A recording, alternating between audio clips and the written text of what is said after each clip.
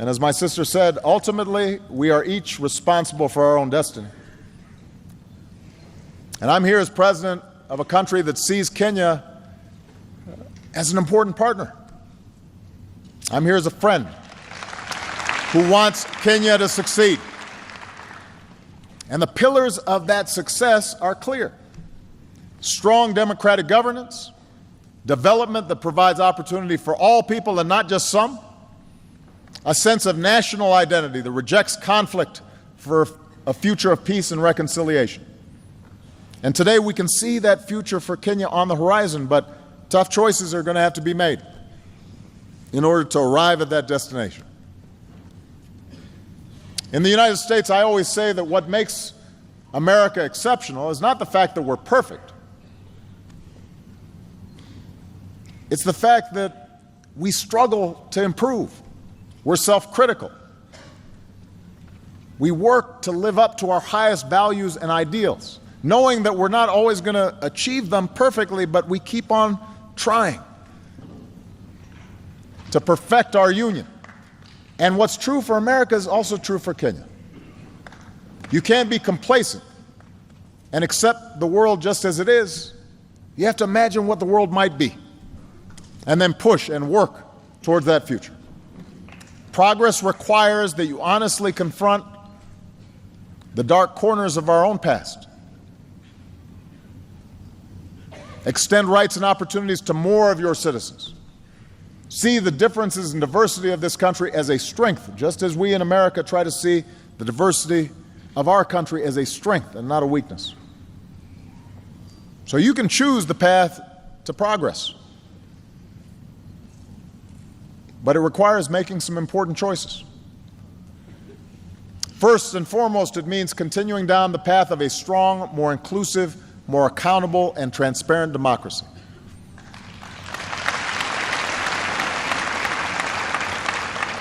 You know, democracy begins with a peacefully elected government. It begins with elections, but it doesn't stop with elections. So your Constitution offers a roadmap to governance that's more responsive to the people through protections against unchecked power, more power in the hands of local communities. For this system to succeed, there also has to be space for citizens to exercise their rights. And we saw the strength of Kenya's civil society in the last election when groups collected reports of incitement so that violence could be stopped before it spun out of control. And the ability of citizens to organize and advocate for change, that's the oxygen upon which democracy depends. You know, democracy is sometimes messy, and for leaders, sometimes it's frustrating. Democracy means that somebody's always complaining about something.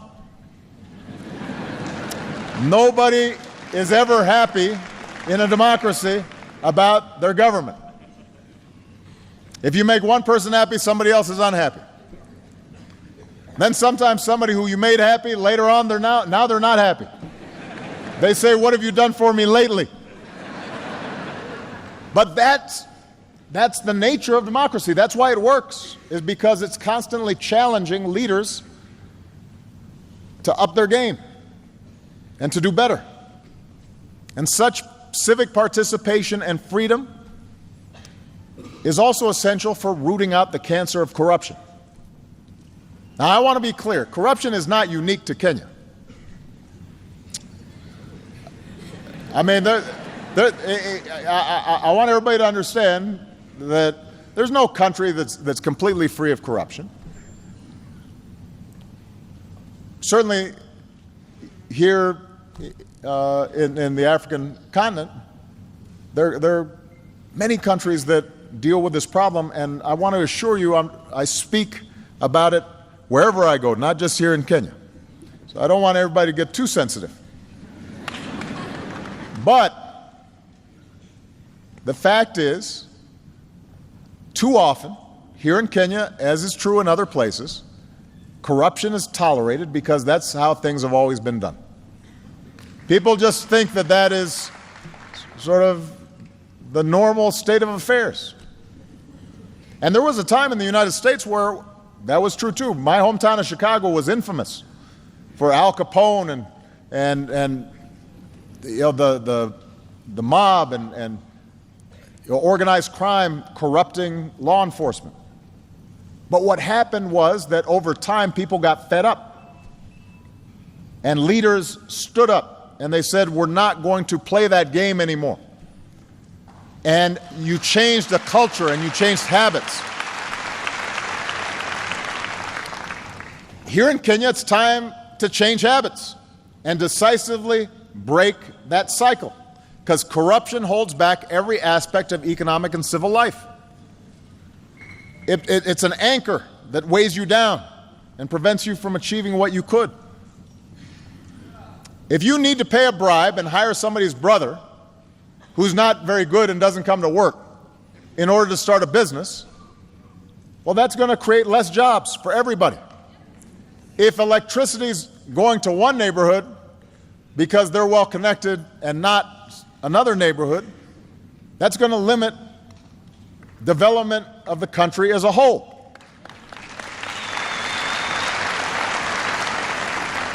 If someone in public office is taking a cut that they don't deserve, that's taking away from those who are paying their fair share.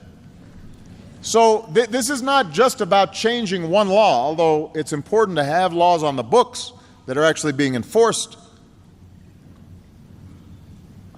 It's important that not only low-level corruption is punished, but folks at the top, if they are taking from the people, that has to be addressed as well. But it's not something that is just fixed by laws or that any one person can fix. It requires a commitment by the entire nation, leaders and citizens, to change habits and to change culture. Tough laws need to be on the books. And the good news is your government is taking some important steps in the right direction. People who break the law and violate the public trust need to be prosecuted. NGOs have to be allowed to operate, who shine a spotlight on what needs to change. And ordinary people have to stand up and say, enough is enough. It's time for a better future. And as you take these steps, I promise that America will continue to be your partner in supporting investments in strong democratic institutions. Now, we're also going to work with you to pursue the second pillar of progress, and that is development that extends economic opportunity and dignity for all of Kenya's people. You know, America partners with Kenya in areas where you're making enormous progress, and we focus on what Kenyans can do for themselves in building capacity. On entrepreneurship, where Kenya's becoming an engine for innovation. On access to power, where Kenya is developing clean energy that can reach more people. On the important issue of climate change, where Kenya's recent goal to reduce its emissions has put it in the position of being a leader on the continent. On food security, where Kenyan crops are producing more to meet the demands of your people and a global market. And on health, where Kenya has struck huge blows against HIV, AIDS, and other diseases, while building up the capacity to provide better care in your communities. America is also partnering with you on an issue that's fundamental to Kenya's future. We are investing in youth. We are investing in the young people of Kenya and the young people of this continent. Robert F. Kennedy once said, "It is a revolutionary world that we live in, and it is the young people who must take the lead." It's the young people who must take the lead. So through our Young African Leaders Initiative, we are empowering and connecting young people. Connecting young people from across the continent who are filled with energy and optimism and idealism and are going to take Africa to new heights. And these young people, they're not weighed down by the old ways. They're creating a new path. And these are the elements for success in this 21st century.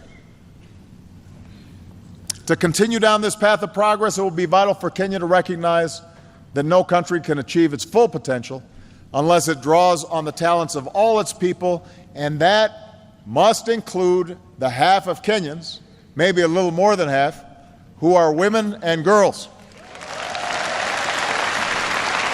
Now, I'm going to spend a little time on this just for a second. Every country and every culture has traditions that are unique and help make that country what it is. But just because something is a part of your past doesn't make it right. It doesn't mean that it defines your future. You know, look at us in the United States. Recently, we've been having a debate about the Confederate flag. Some of you may be familiar with this. This was a symbol for those states who fought against the Union to preserve slavery. Now, as a historical artifact, it's important. But some have argued that it's just a symbol of heritage that should fly in public spaces.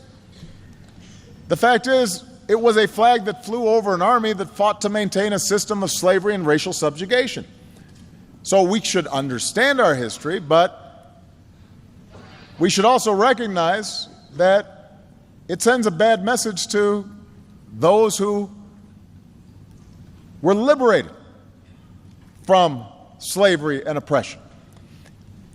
And in part because of unspeakable tragedy that took place recently, where a young man who was a fan of the Confederate flag and racial superiority shot helpless people in a church. More and more Americans of all races are realizing now that that flag should come down. Just because something's a tradition doesn't make it right. Well, so around the world, there is a tradition of repressing women and treating them differently and not giving them the same opportunities, and husbands beating their wives, and children not being sent to school. Those are traditions. Treating women and girls as second-class citizens, those are bad traditions. They need to change. They're holding you back.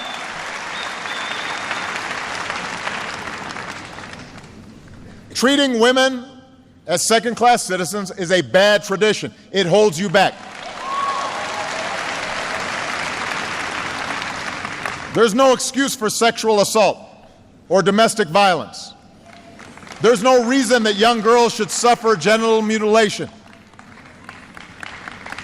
There's no place in civilized society for the early or forced marriage of children. These traditions may date back centuries. They have no place in the 21st century.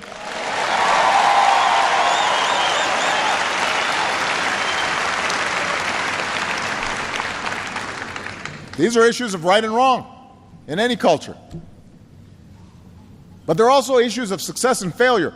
Any nation that fails to educate its girls or employ its women and allowing them to maximize their potential is doomed to fall behind in the global economy. You know, we're in a sports center. Imagine if you have a team and you don't let half of the team play. That's stupid. That makes no sense. And the evidence shows that communities that give their daughters the same opportunities as their sons, they are more peaceful, they are more prosperous, they develop faster, they are more likely to succeed. That's true in America, that's true here in Kenya. It doesn't matter.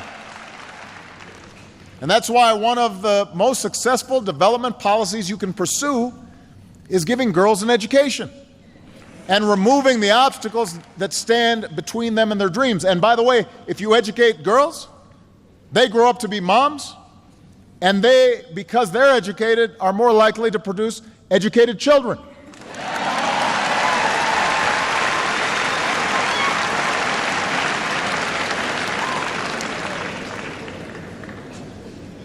So, Kenya will not succeed if it treats women and girls as second-class citizens. I want to be very clear about that.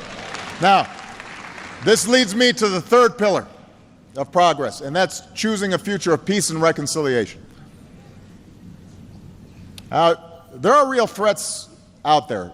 President Kenyatta and I spent a lot of time discussing the serious threat from al-Shabaab that Kenya faces. The United States faces similar threats of terrorism. We are grateful for the sacrifices made by Kenyans on the front lines as part of AMISOM. We're proud of the efforts